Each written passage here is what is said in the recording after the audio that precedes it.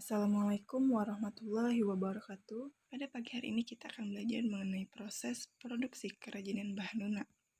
Sebelum membuat kerajinan, perlu dipahami dahulu seperti apa membuat karya yang berkualitas. Maka, proses penciptaannya harus mengacu pada persyaratan. Adapun syarat-syarat perancangan benda kerajinan. Yang pertama, kegunaan atau utility. Benda kerajinan harus mengutamakan nilai praktis, yaitu dapat digunakan sesuai dengan fungsi dan kebutuhan. Contoh, mangkuk untuk wadai sayur. Yang kedua, kenyamanan atau comfortable.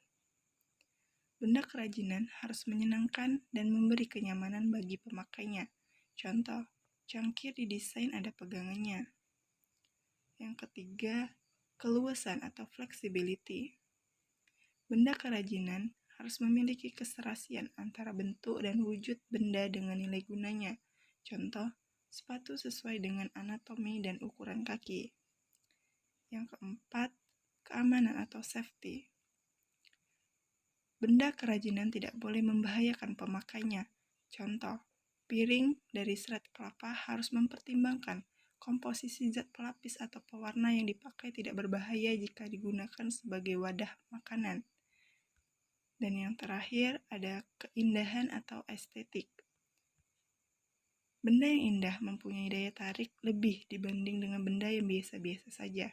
Keindahan sebuah benda dapat dilihat dari beberapa hal, di antaranya bentuk, hiasan atau ornamen, dan bahan bakunya. Pada pertemuan sebelumnya, kita telah mempelajari jenis dari kerajinan bahan lunak, yaitu ada dua jenis. Yang pertama, kerajinan bahan lunak alam dan kerajinan bahan lunak buatan. Pada hari ini kita akan belajar proses produksi kerajinan bahan lunak pada jenis yang pertama, yaitu kerajinan bahan lunak alam.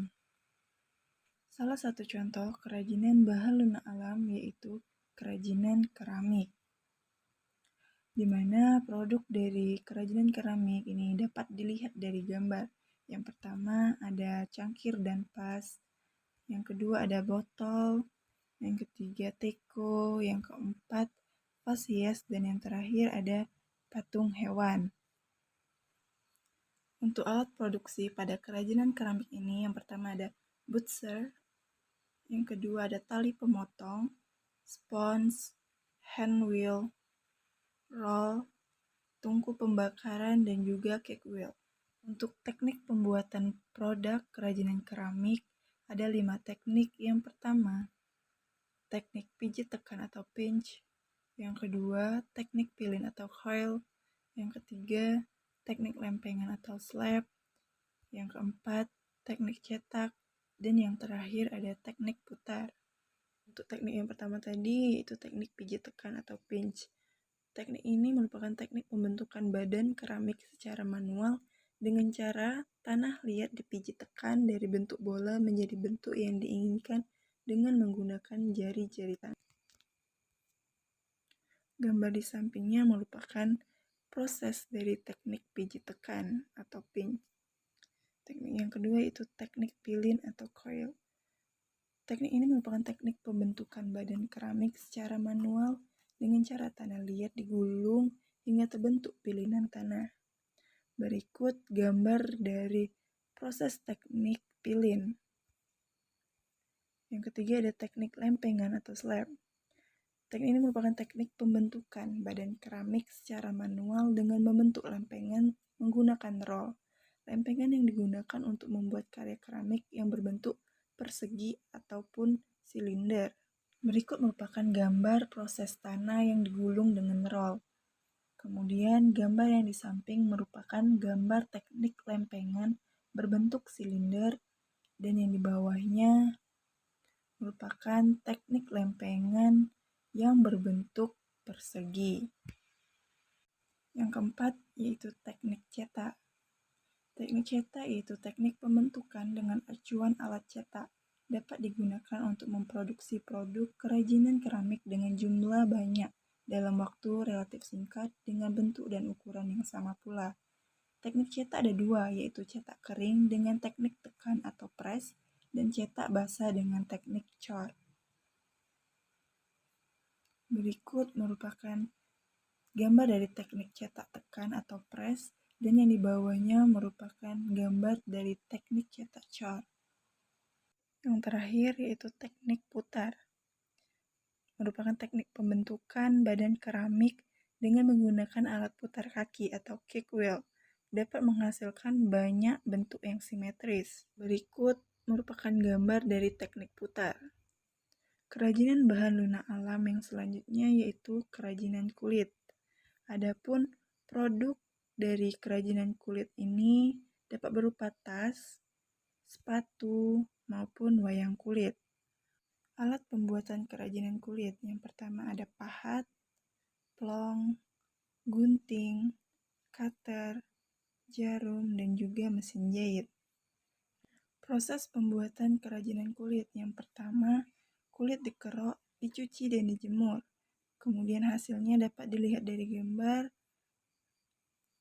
Setelah itu, kulit diberi warna dasar dan ditata dengan pahat mengikuti pola. Lalu kulit diberi warna sesuai karakter wayang kulit. Dan wayang kulit Kresna siap dimainkan. Contoh lain dari kerajinan bahan lunak alam yaitu kerajinan adonan tepung atau floor clay. Berikut beberapa souvenir yang dihasilkan dari kerajinan adonan tepung. Bahan dalam pembuatan kerajinan floor clay, yang pertama ada tepung terigu, tepung tapioka, tepung sagu, lem putih, semprot clear, dan juga cat akrilik. Lalu bahan pendukung yang digunakan dalam pembuatan kerajinan floor clay yang pertama peniti bros, gantungan kunci, dan juga magnet bulat. Alat pembuatan dalam kerajinan floor clay yang pertama ada baskom, mangkok, plastik, spatula, triplek, dan juga sendok. Proses pembuatan kerajinan floor clay yang pertama, semua tepung dicampur dan dilumuri air, kemudian adonan diaduk hingga kalis. Berikut bentuk adonan yang sudah kalis, lalu adonan ditatasi dengan warna makanan dan diaduk hingga rata.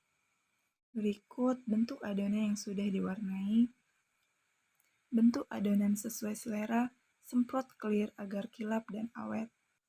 Kerajinan bahan lunak alam selanjutnya yaitu kerajinan getah nyatu.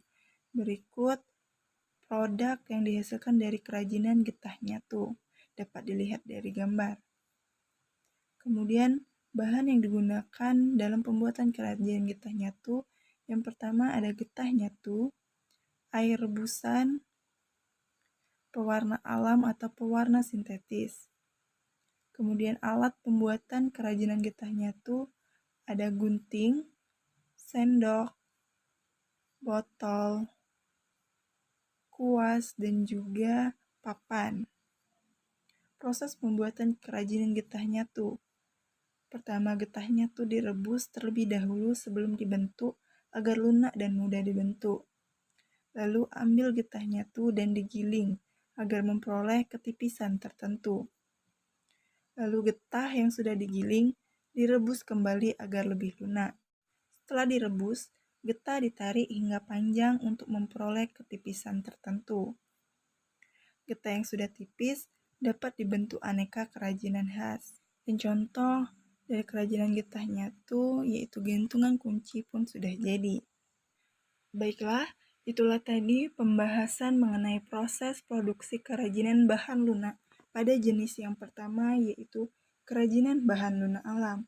Untuk pertemuan selanjutnya, kita akan mempelajari proses produksi kerajinan bahan lunak dengan jenis yang kedua yaitu kerajinan bahan lunak buatan. Sebagai penutup, ada satu quotes yang ingin saya sampaikan. Pendidikan adalah senjata paling ampuh yang bisa digunakan untuk mengubah dunia. Nelson Mandela. Terima kasih sudah mampir ke channel ini. Semoga dapat bermanfaat dan dapat dimengerti. Jangan lupa like videonya dan subscribe channelnya.